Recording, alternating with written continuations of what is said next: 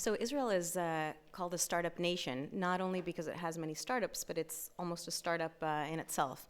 And in that sense, IDC is also a startup that came to break what was a monopoly on higher education. The monopoly, in many senses, still exists today, but IDC was able to break that down, in particular in its opening a law program that was outside of the university system. So that breakthrough and that breaking the monopoly is something that our keynote speaker is very fond of talking about, discussing, and actually probably spurring many to action on the idea of what a competition-less society, how that inhibits innovation and growth and development of the country. So the Startup Nation is a lot of great stuff, and we do have great entrepreneurs and a lot of innovation and good things, but there are also a lot of challenges, and I'm sure that Guy Rolnik will be discussing this. So kind of got him to come over because he's presently doing a research fellowship at Harvard, so we were very fortunate for that. But Guy is the creator, founder, and founding editor of The Marker, one of Israel's leading influential media companies. It's started out as a business newspaper. It's much, much more than that. And Guy's also been very, very vocal and insistent on this matter of competition and trying to get a society involved in trying to make more value and more of a case for free market economy, something that Dan alluded to in what was Israel's kind of distant past, but still remains with us as part of our heritage. So without further ado, I'd like to introduce our keynote speaker, Guy Rolnik. Thank you. So thank you all. What Liat didn't tell you is that the main reason that I'm here is that I was the only guy that IDC had in the Boston area.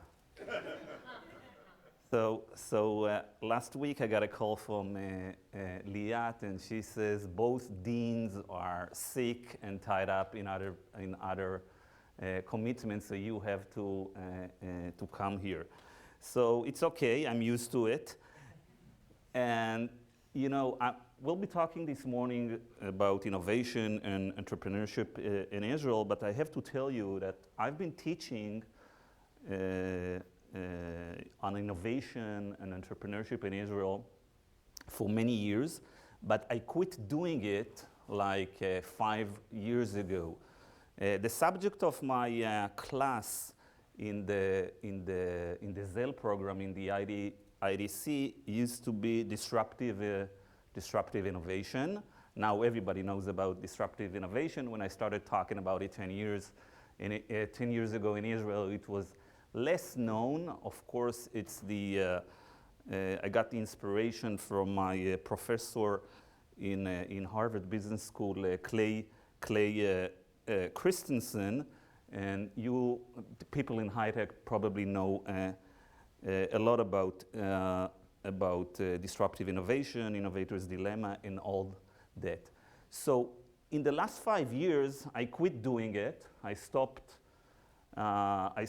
lecturing and teaching technology, innovation, and disruptive innovation. And I started teaching a course in the IDC about disruptive innovation in somewhere completely different.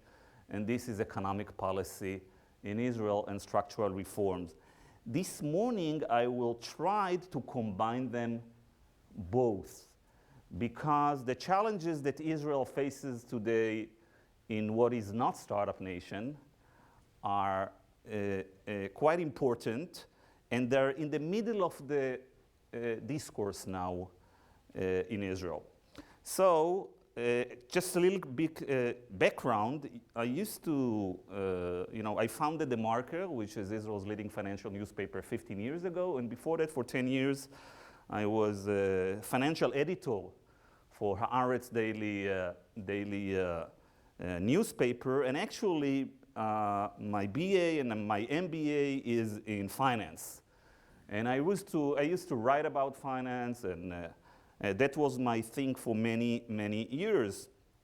And you know, whenever I came to such lectures, and this was before the internet. Did you know, guys, that the internet didn't exist 20 years ago?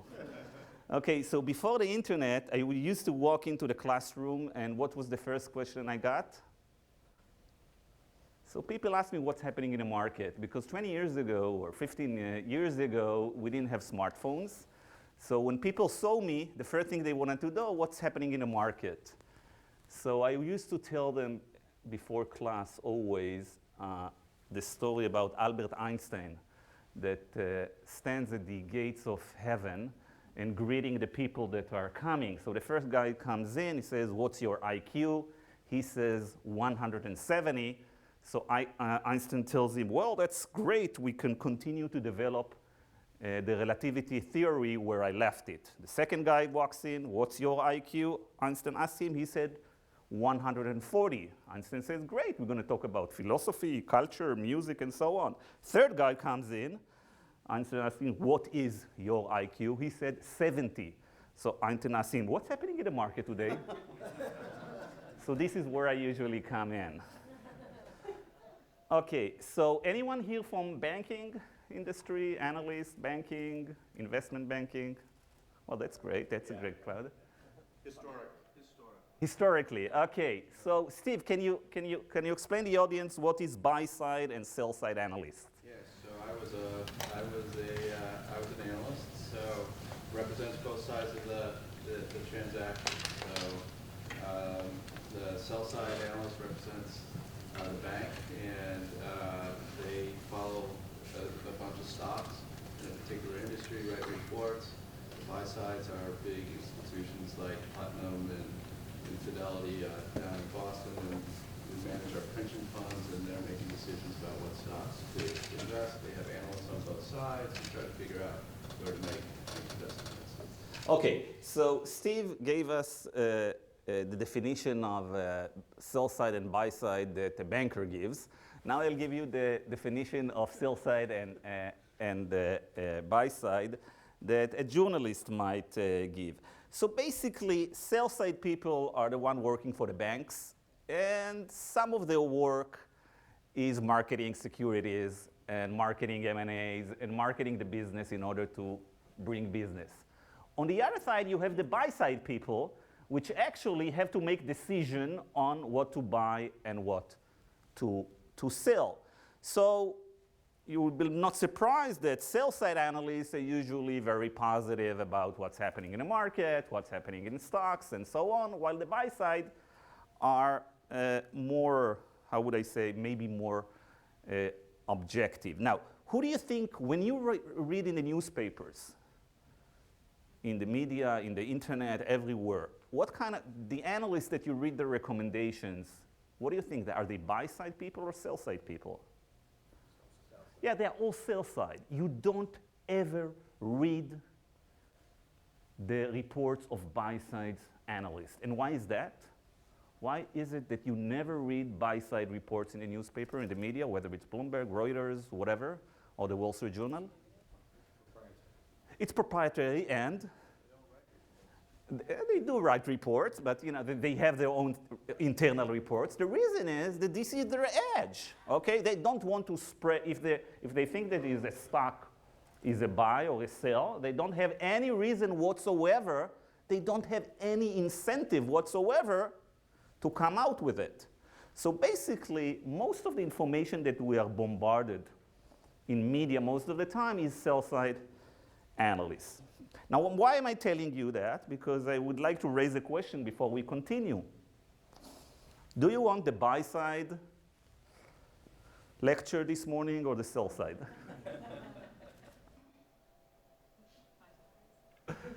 Okay, so we'll have them both. Usually, I have to confess, I do only buy-side lectures. But since it's the first time for me in Hanover, New Hampshire, and so we'll start with some sell sides. Some of you that are from Israel, of course, know most of the things I'm going to talk about. And whoever's interested in Israeli high-tech probably knows a lot. And so we'll start with some sell side, and then we'll go to the dodgy part of the class and talk about buy side. So the sell side story, of course, that Israel is startup nation, okay? So we've got between 300 to 600 R&D centers of the biggest high-tech companies in the world, and not only high-tech companies in the world. GM has its, and GE has its R&D centers in Israel. Apple's only R&D center that is outside the United States is in Israel. It opened up 5 years ago.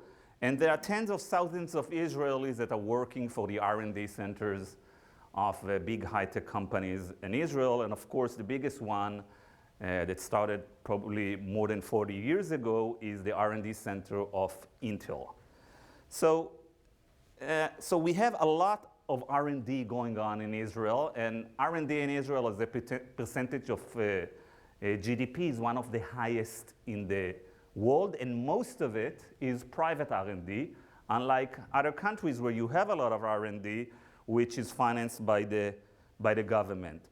So 25 years ago, the Israeli government started a program called Yozma Initiative, and that was a program that basically ignited the entire VC ecosystem in Israel. Government stepped in with very small money, basically gave some incentives and subsidies for new venture capital companies that are willing to set up shop.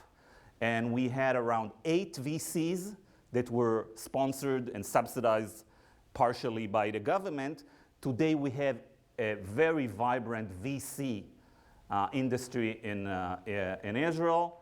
The Israeli VCs are now declining in their market share, but overall the VCs from the Silicon Valley, from Sand Hill Roads are taking their place, and basically we have today in Israel venture capital that is one of the highest in the world. Just to give you an idea, I think this year we're going to have between $2 to $3 billion invested in startups by VCs in Israel. And to give you an idea, India, which is slightly bigger than Israel and probably growing very, very fast, has only about $2 billion. And entire European countries are only about $7 to $8 billion in VC this year. United States, I think this year is going to be around 35. So Israel, which is only, as mentioned before, 8 million people, and compared to the US with more than 300 million population, the VC industry is 10% of that. So Israeli startup scene is very, very vibrant. And although I'm going to present a few challenges, societal challenges and economical challenges and political challenges that are facing Israel today, and they are very, very severe, still what is important for Israel now that we were able to build an ecosystem that is very resilient and probably will withstand a lot of the economical challenges that we have in Israel.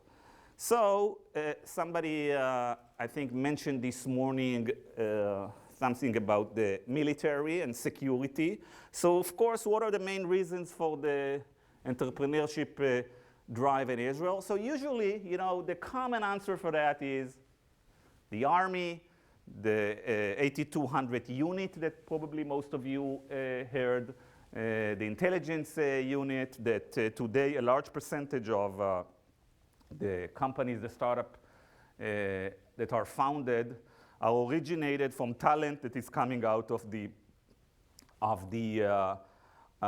army.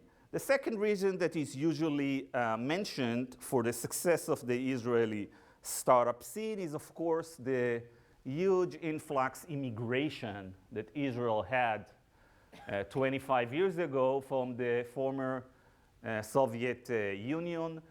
In the years 1989 to 1994, Israel had close to 1 million immigrants coming from the former Soviet Union. At that time, population of Israel was around 5 million people. So basically, we added 20% of the population in less than 5 years, which is amazing numbers. And the good thing about the people that we absorbed is that they had a huge percentage of great people in mathematics and physicists and engineers and so on. And inside every high-tech company in Israel, a startup company in Israel, usually in the R&D and in the backbone of those companies, for many, many years, you can hear them speaking Russians. So the Israelis, the native Israelis are the ones that are usually in business development, marketing, and so on. But at the end of the day, every startup and every high-tech company needs to have somebody who knows math. And the Russian immigration was a great boost in that respect. The third reason for the success of the Israeli high-tech that is usually mentioned is, of course, the high level of education in some of our institutions, and namely the institution that contributed more than any other institution to the high-tech in Israel for many, many years was the Technion of Israel, which is one of the leading engineering schools in the world. In the last 10 years, by the way, as the startup nation and the high-tech nation shifts, we can see more and more people that are founding companies that are not only software engineers and are coming from MBAs. And of course, we see it in IDC, where in the Zell program and other programs in the IDC, we see very, very successful entrepreneurs coming out of those schools. Now, so this is the propaganda, okay? This is what we say why the Israeli high-tech is so successful. In my perspective, there is a fourth reason why Israeli high-tech is successful, will be successful, and was successful in the last 10 years. And the reason is that we don't have an alternative. We don't have a choice. And what do I mean by that? I mean that when somebody graduates from Tech or from Harvard or from any other university in the US, and he wants to go to the job market, so he goes to work for McKinsey, and he goes to work for Goldman Sachs, and to Procter & Gamble, and Coke, and corporate America, basically. We don't have that in Israel. So basically, you know, McKinsey's office in Israel probably had 20 people, okay? So the banks in Israel, the investments bank in Israel, the entire investment banks industry in Israel employs only probably less than 1,000 people, okay? We have commercial banks that employ 50,000 people, but unlike American banks, the commercial banks in Israel is a totally different animal. Most of the employees in banks in Israel are unionized. And basically, banks in Israel, the commercial banks in Israel, it's like utilities. It's like what you have compared to the US, it's like utilities, and very difficult to get in to those companies. And usually, there are two kind of employees in those big companies. You have the employees that are unionized with very, very high salaries, even compared to the United States. And then you have the rest of the people that work on what we call the personal contracts, where the compensation is much, much lower. So a graduate of any good school in Israel, whether it's in engineering or MBA or software, basically the only game in town, if you are ambitious and you want to make it big, is high tech today. Because the rest of the Israeli economy is not startup nation, and if we'll have time, we're going to talk about it. Before I continue, any questions, any remarks, any directions whatsoever? Yes, please. So why is it that there isn't a more robust job market for other kinds of jobs? Okay. So, first of all, unemployment in Israel is pretty low, okay? So when talking about job market, it's not that I want to depict a job market that is very problematic like you have in many European countries today. It's not the case of Spain, Greece, Portugal, or Italy, okay? So unemployment in Israel is about 6% today. But the kind of jobs that you get in many industries in Israel that are not in the startup nation, and they are not part of this club of corporation like the banks, are not very high-paying jobs. And the market, unfortunately, in the last 10 years is less vibrant. Why is it less vibrant? So let's look at the history of the economy of Israel in the last 30 years. So basically, 30 years ago, the entire economy in Israel was controlled by two groups. The first one would be the government, and the second one would be the Histadrut, which is the labor union in Israel. So labor union in Israel were not only unionizing most of the workers, they were also controlling many of the big corporations. Well, that didn't end very well. The idea of labor unions also being representing the employees and also owning the companies. And most companies that were controlled by the labor unions collapsed in the 80s when Israel had a huge financial crisis. I don't know if you know, but Israel was always before the United States. Even in terms of bailout of banks, we surpassed the United States, and we started bailing banks in 1985, way before the American picked up on this great idea of bailing banks. So in 1985, the Israeli economy basically nosedived because of a financial crisis. All the banks were bailed out by the government, and started a wave of liberalization and deregulation and reforms in the Israeli economy.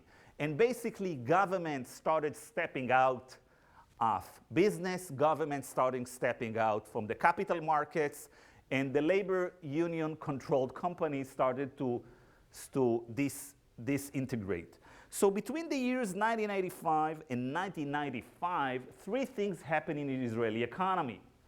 The first thing was government stepping out. The second thing was reforms in the capital markets. Basically, we created capital markets in Israel. We started creating capital markets in Israel only in 1985. The third thing that happened started in 1993. Anyone recall what happened in August 1993? Oslo Accord, right. September. And August 31, I think it was leaked, and in September it was all over the place. So we had the Oslo Accord. Now, looking back 20 years after, in hindsight, we know that Oslo Accord didn't work out as we thought, but something else happened. Since 1994, all the international companies started coming to Israel.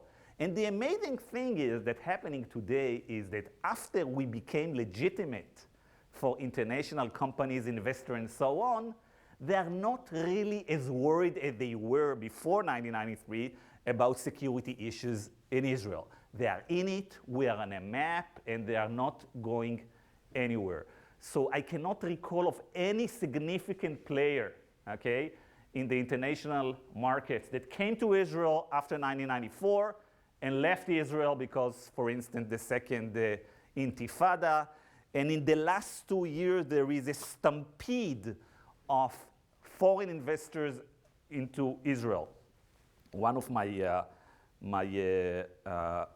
cohort in Harvard wanted to do a conference in Israel about women empowering and so on, international group. And she asked me, should she do it she wants to gather 600 women from all over the world and bring it to Israel. And she asked me that 6 months ago, and I said, of course. Israel hosting many international conferences every year. You should come. And then, you know what? In August, we had the war in Gaza. And then she calls me up and she said, what do you think we should do? I said, you know what? Let me check it out. So I called the organizers of a conference that takes place in Tel Aviv every year. It's called the DLD. It's an internet and high-tech conference. And I said to the organizers, what's happening now? You know, the conference is in September. And there is war out there. If you look at CNN, you get the feeling that this entire area is on flames. They said, well, you know, we have no cancellation, and we have 600 people already enrolled. And at the end of the conference, I think the conference took place, I think 3 weeks after the ceasefire in Gaza, and there were more than 1,000 people from all over the world, from the United States, from Asia, and from Europe coming to Israel. So when you say that whenever we deal with, we have a conference on Israeli security in the Middle East, and they are very depressed, you know, I'm sorry that I have to be so sell-side on this issue, but I'm not worried at all. Because I see in the last 20 years after the Oslo Accord, every now and then there are people that are warning us that we are going to be boycotted, they are going to leave, there's going to be a stampede, there's going to be an apartheid, and so on and so on. It's not happening because most of the players now in Israel are looking at Israel on the business side of it, and as long as there is business opportunities in Israel, and business opportunities in Israel, by the way, most of them are in the high tech and of course in industry, so they are not worried at all about those issues. Now, you know, when you look at CNN, you know, I now live in the last 12 months in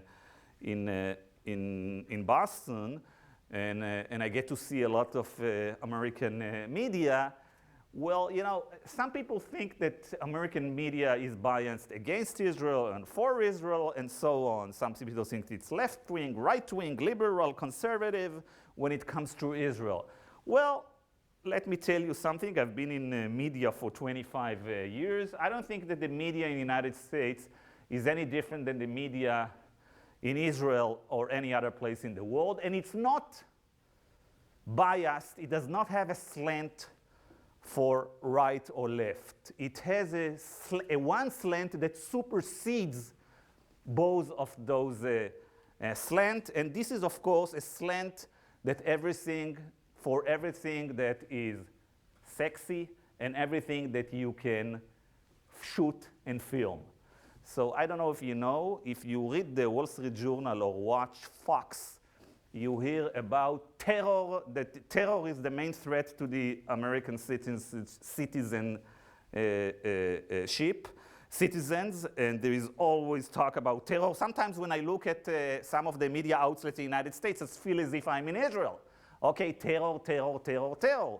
So last week I looked up at the number of terror casualties in the United States, and I found out a very little funny nugget. And you'll be able to use it anytime you want when people talk about terror in the United States and ISIS, etc.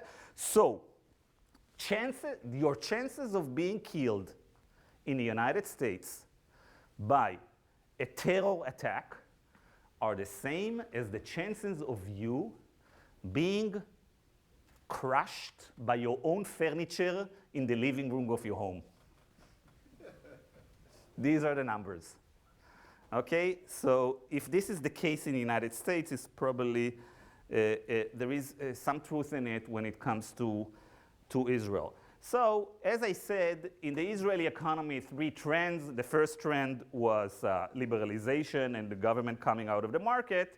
And the second trend was the foreign investors that came to Israel. And then the third trend that took place in the 90s was, as Liat mentioned in the introductory note, the third trend was introducing more competition to the economy, the government tendering more competition in the telecommunication, privatizing company, and so on. So this was the narrative and the story of the Israeli economy between the years 1985 to the year 2000. And then in the year 2000, 2 or 3 things happened. The first thing that happened is that we had the second intifada, and the Israeli economy took a big beating for the first time. And the reason we took such a beating is that we are not well prepared for that, and we had a totally different balance sheet in the Israeli economy, and I'll talk about a little bit about this balance sheet. How does the balance sheet of Israel looks today, 12 years ago in the second intifada, and how does the US or any other OECD European countries' balance sheet look today? And the second thing, of course, was the collapse of the dot-com, the collapse of the technology market. So it came in together, those 2 things, and the Israeli economy was really hammered. And at that time, we had a very weak balance sheet in Israel, I mean the country. And what it means is that we had a very high debt, and the deficit started spiraling. In the third quarter of 2002, we had a deficit of 9% of GDP. Now, this is funny, because usually when I say 9% deficit of GDP, people used to be alarmed. Wow, that's a lot. But after the financial crisis of 2008 in the United States and all over Europe, 9% deficit became the norm. So what happened is that 12 years ago, Israeli economy took a beating, and we had a very weak balance sheet. The total debt of Israel was reaching 120% of the GDP.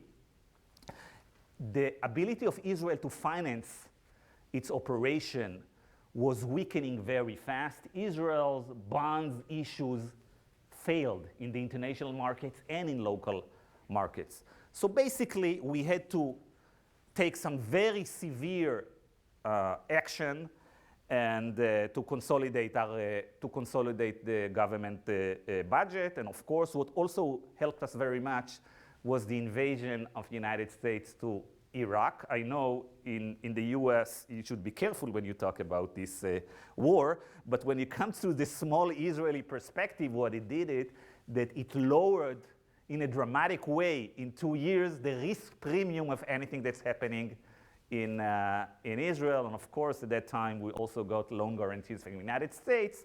So it helped to pull out the Israeli economy from where it was.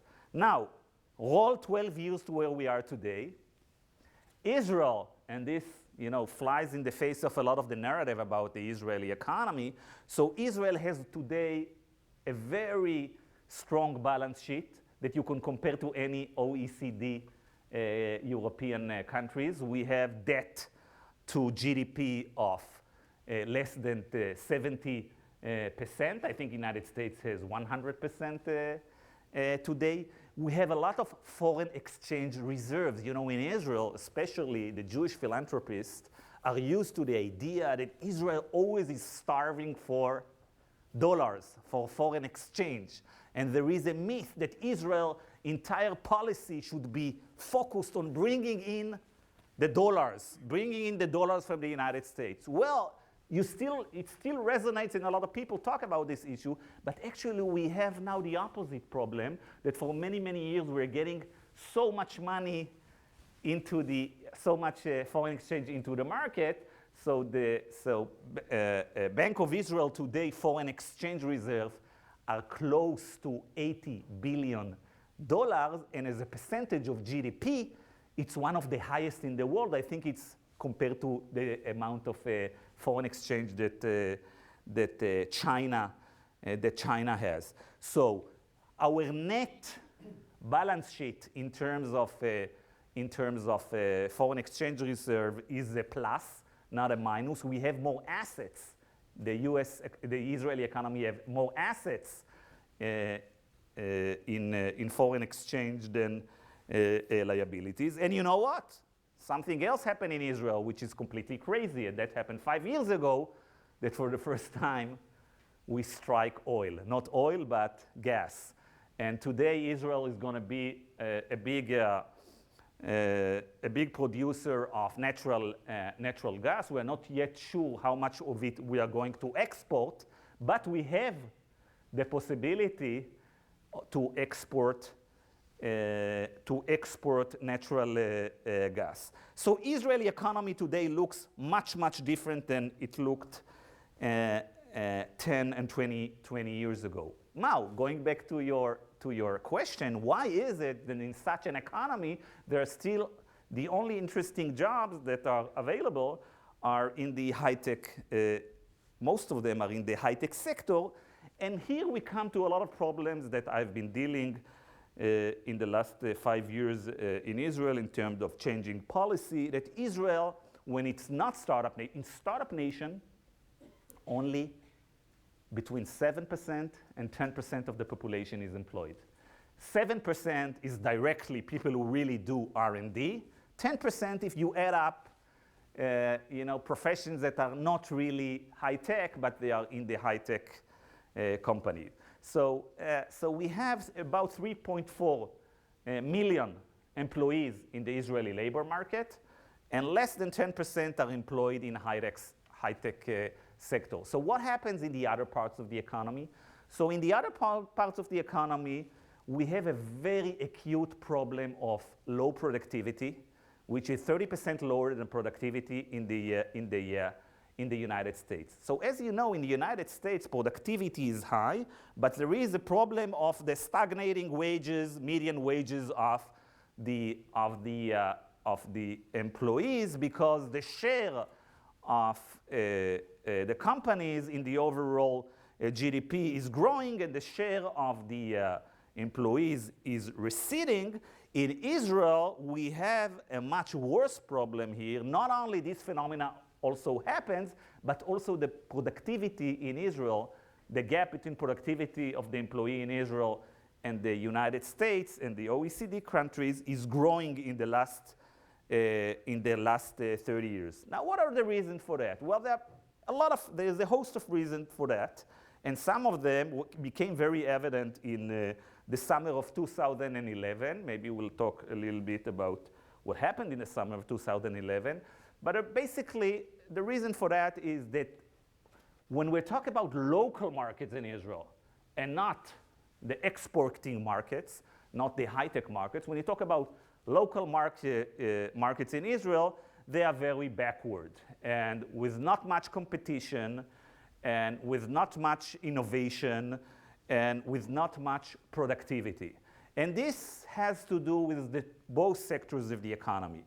It has to do with the private sector, like the banks that I mentioned, and the big retailers and so on, and it has to do with the public sector, of course. So public sector in Israel is huge.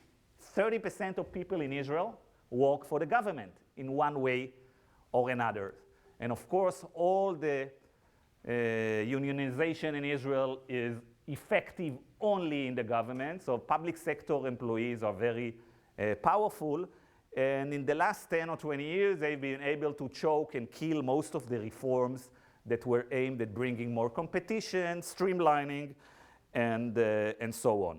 Another problem that was in the public sector that started around 10 years ago was the consolidation of the big business groups in Israel, that we started forming a private sector that looked like something that the United States had here 100 years ago in the area of the robber barons in the United States, meaning we have a few big pyramids, a few big business groups in Israel that control a vast part of the economy, and thereby not creating incentives for the economy and for the industry to be competitive, because when you don't have competition, usually it's difficult to be also competitive internally and towards the international markets.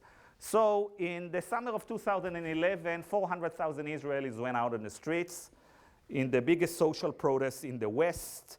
And they were, I don't know if Israel is in the West, but let's say for the argument's sake that it's a Western country. So they went out on the streets and cried out about cost of living in Israel.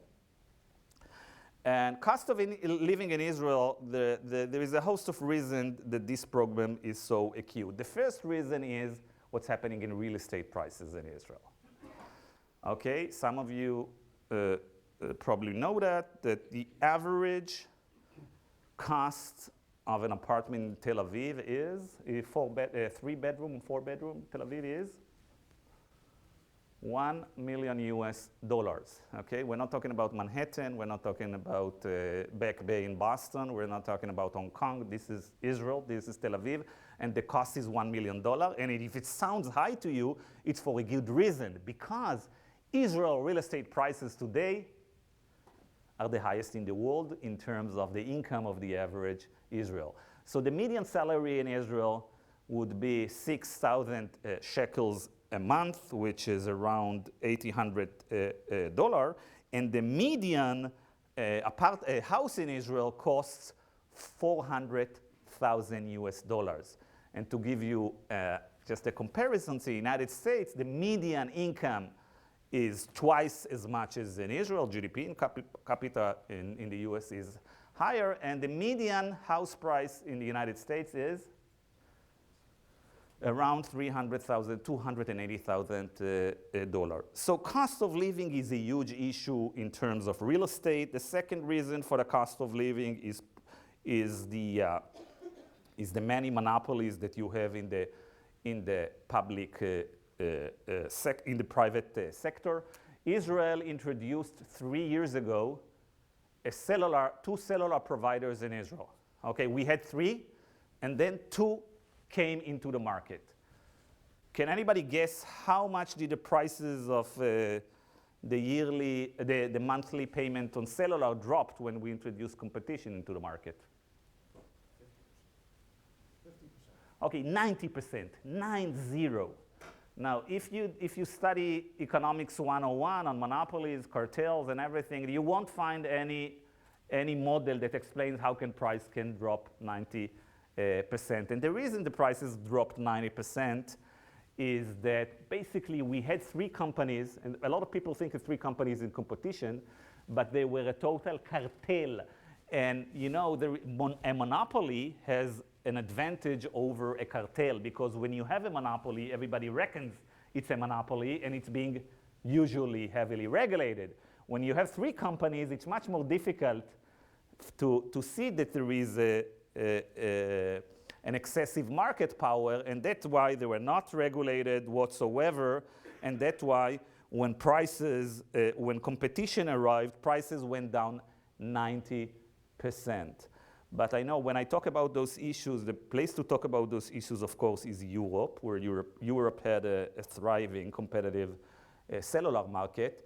But when we talk about these issues in the United States, it's a whole different thing, of course, because the United States also is not very advanced when it comes to competition in the telecommunication center, and that's why in the telecommunication space, and that's why in Israel today, after we introduced competition, the average price that you pay for your mobile subscription is 50% to 80% lower than the price that you pay Verizon, AT&T, and T-Mobile. So competition works, and one day even the US will acknowledge that.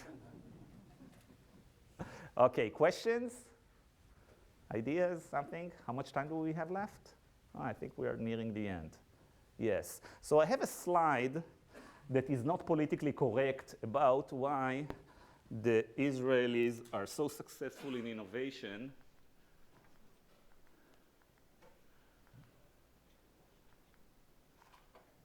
Yeah, okay. So this is a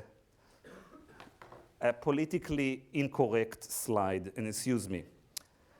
So why are we innovative? And another few reasons that usually nobody wants to put on a slide, but since we are such an intimate audience today.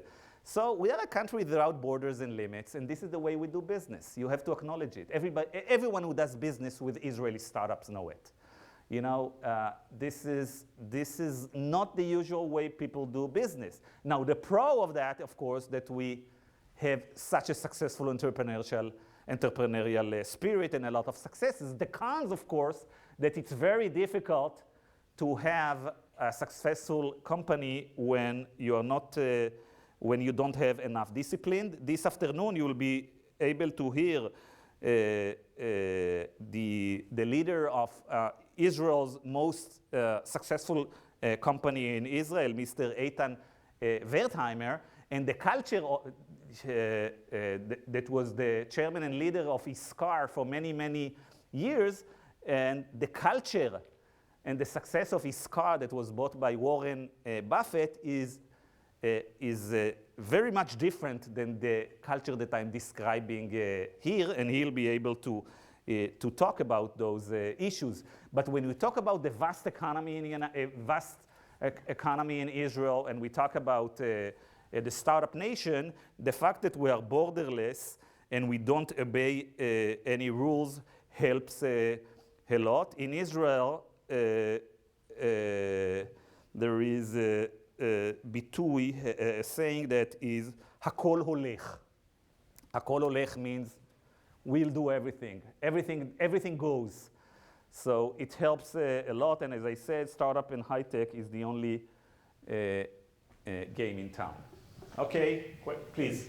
Hi, I may be stealing a bit of thunder from the modest point I want to make this afternoon, but your last bullet there about the fact that you cannot work for the hundreds of companies that are now located in Israel, I think in some sense underestimates the importance of these companies in the ecosystem of Israeli businesses.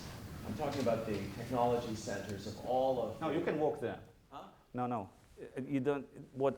The last point here that it's not the P&G, the Goldman. You don't. It's not that you can't work for the R&D centers of American companies. Of course you can. No, I'm talking about companies that are not in the high tech. I understand, but the question you're asking is why are we so innovative? Yeah. And all I'm questioning is the degree to which you may be underestimating the degree to which the presence of these companies in the Israeli business community offers a window to technologies, customers, suppliers globally, management standards, all kinds of things that have had a very positive effect on the entrepreneurial community. Again, you're talking about high-tech companies, Yes. the foreign high-tech companies or the local high-tech companies? No, I'm talking about foreign high-tech companies like Okay. Intel, Motorola. Okay, and their effect on? Their effect on the business culture of Israelis. In the local market? I'm talking about the spin-off effects. People who have filtered through these companies, people who had to encounter them, who have worked for them and then left to start companies of their own. I mean, we're talking. That's very, very true, but this is again in the community of the 10% community of Startup Nation. I completely agree. But Okay. I'm just responding to the question. Okay, so what I'm saying is that the rest of the market, the 90%, the rest of the 90%, which is most of it is local markets, you won't see in that 90% a lot of spillage from the 10%. So if you walk into an Israeli bank, okay, you won't know that you are in Startup Nation. You know, Israeli banks take two of Israel's largest banks, okay, and compare them to a Spanish bank and an American bank.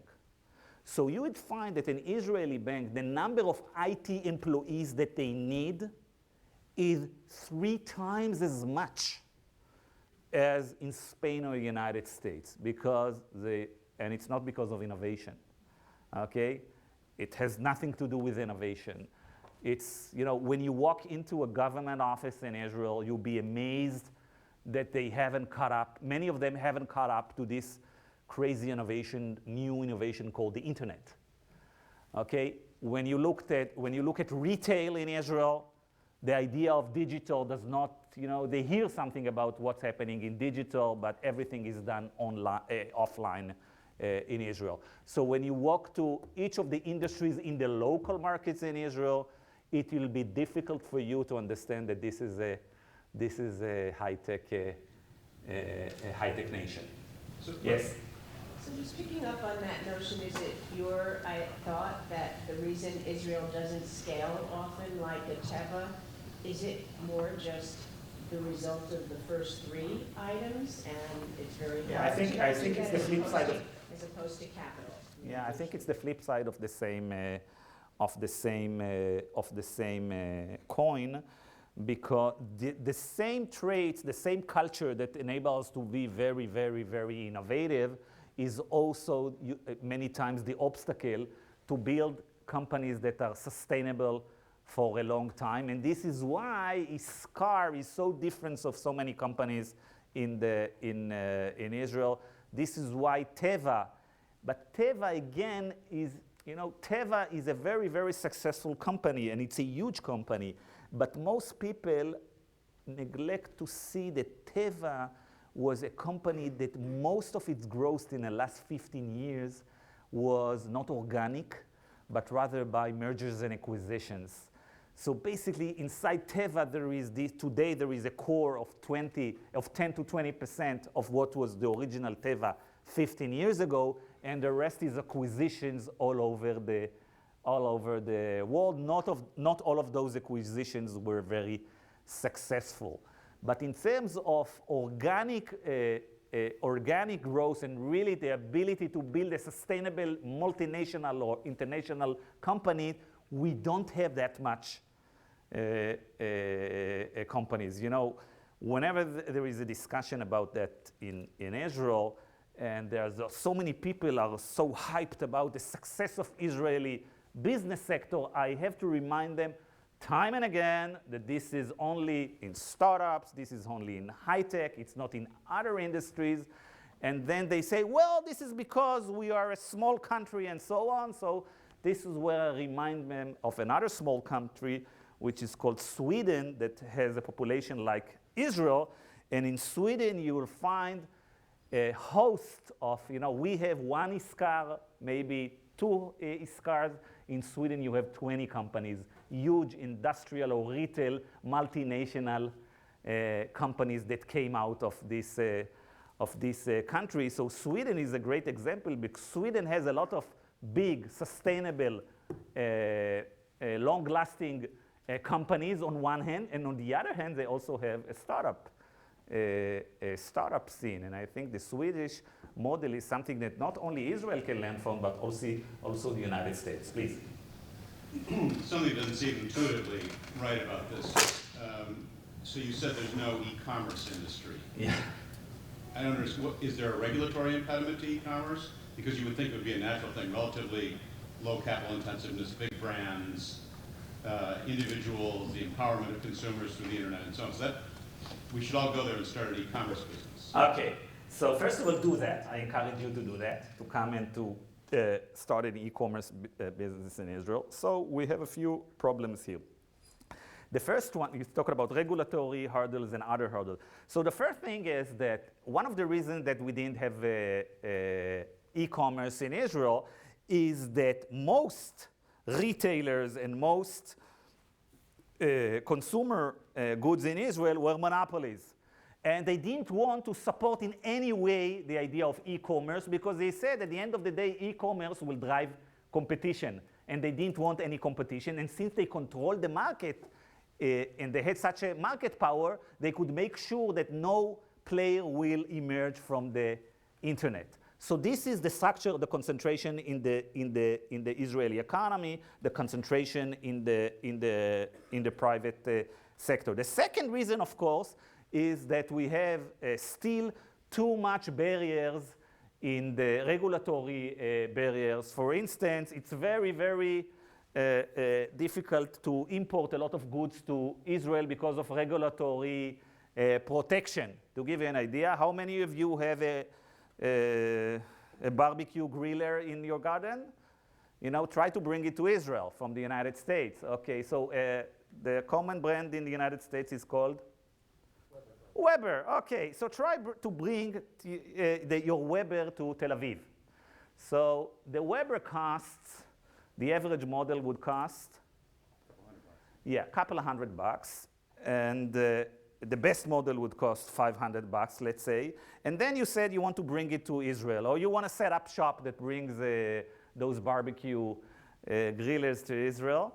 And you will have to go through the institution of מכון התקנים, standards institution, and they will tell you that we don't trust those people in the United States in their standards. You know, they produce stuff that is harmful to the consumers. So you need to get a special permission. Okay, so I said, you know what? I'm not, you know, you cannot smuggle a barbecue through your, in your suitcase, so you have to declare it in the customs. Okay, so you declare in the custom, you have to go to the standard institution and declare. Said, okay, we'll have to check out. They say, you know, this is the common Weber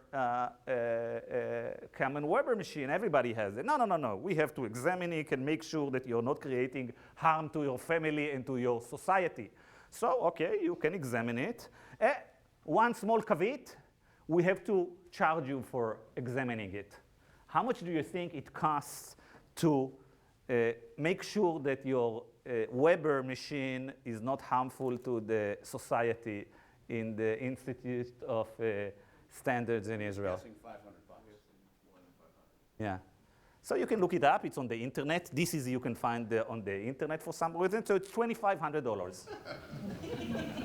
All right, but what about T-shirts? What about Nike running shoes? What about things where are there okay, so the running shoes are now in the. First of all, it turns out that two companies control the entire import of Nike and running shoes and so on, and it's very difficult to. And they get a lot of protection by tariffs and so on.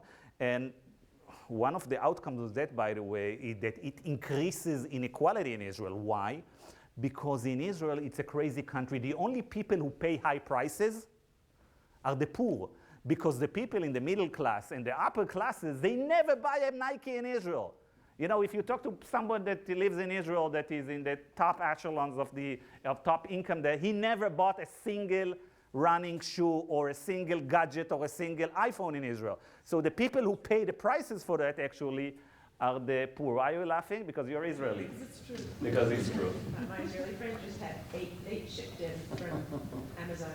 They could bring home.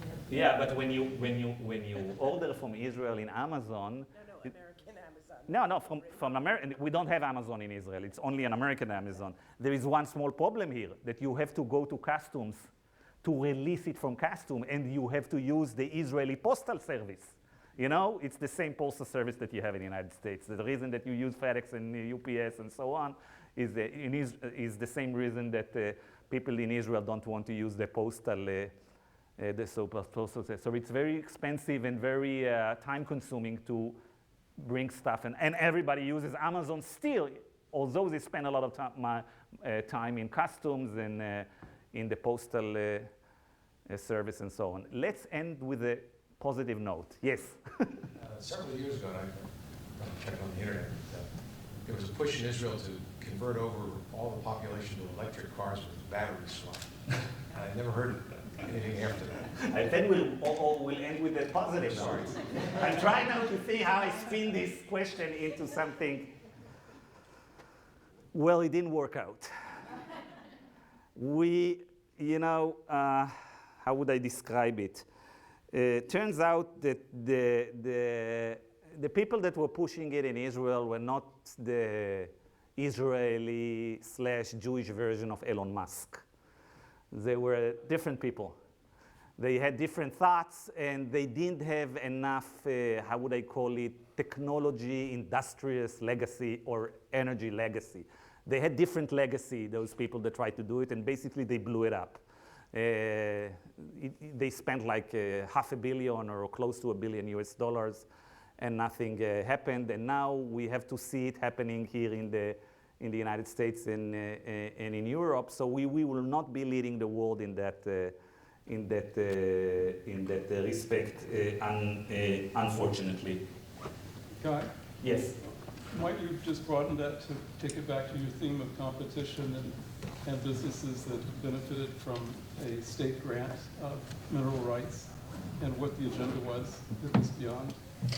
You're talking about the electric cars? And potash. Yeah. So Glenn is putting me straight into the hot water. I didn't know why he showed up. Okay, so he wants to insert me into the hot water and make sure that it boils. So what Glenn is referring to, that basically the company, the conglomerate, the pyramid, the structure that supported the Israeli electric car in Israel, was a pyramid that basically all of its profit came from monopolies and sort of a crony capitalism connection with the Israeli government. So probably they were not the best investors and the best for that. And some people would even say that the whole thing, the investment in the electric car, was sort of a greenwash for their money-making cash cow that was a monopoly on Israeli minerals at that time. So that's why it didn't work out. So the big Israeli conglomerates were never very successful when it comes to high-tech, to nurturing high-tech companies and exporting companies. So most of when you look at their portfolio of the big Israeli conglomerates, you'll see that most of their portfolio is in local monopolies. And that's why they are now in trouble, because after the social protests of 2011, and the push that my publication and other people in Israel to bring more competition in the market, several of those companies went bankrupt. Because it turns out that they knew how to do business in Israel only when there is no competition. When competition arrived and regulation arrived and the market was more vibrant, they went out of business. And with this happy note, I will end. Thank you very much.